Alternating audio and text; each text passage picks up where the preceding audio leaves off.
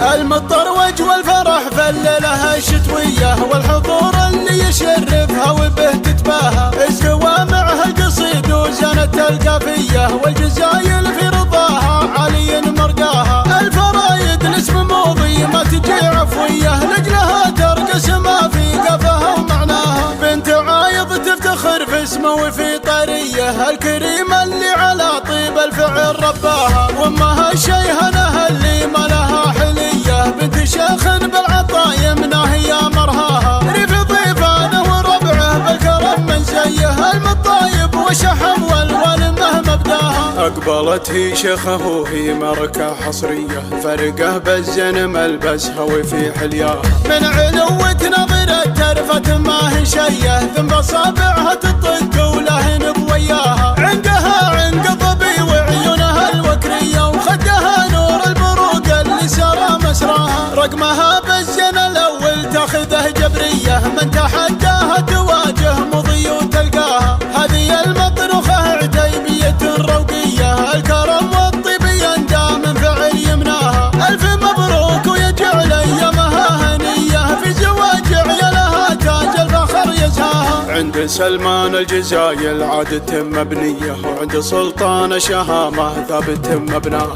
افرحت فيهم وفرحتها ما هي عادية، السعادة جعلها دايم على محياها. المطروج والفرح في الليلة الشتوية، والحضور اللي يشرفها وبه تتباهى، استوى معها القصيد وزنت القافية، والجزايل في رضاها علي مرقاها. المطروج والفرح في الليلة الشتوية، والحضور اللي يشرفها وبه تتباهى، استوى معها القصيد وزنت القافية، والجزايل في رضاها علي مرقاها. الفرايد الاسم موضي ما تجي عفوية، لجلها ترقص ما في قفها ومعناها. بنت عايض تفتخر في اسمه وفي طريه، الكريمة اللي على طيب الفعل رباها، وامها الشيهنة اللي ما لها حلية، بنت شيخ بالعطا يمنه يا مرهاها. ريف ضيفانه وربعه بالكرم من زيه، المطايب وشحم والولمه مبداها. أقبلت هي شيخه وهي مركة حصرية، فرقه بالزن ملبسها وفي حلياها.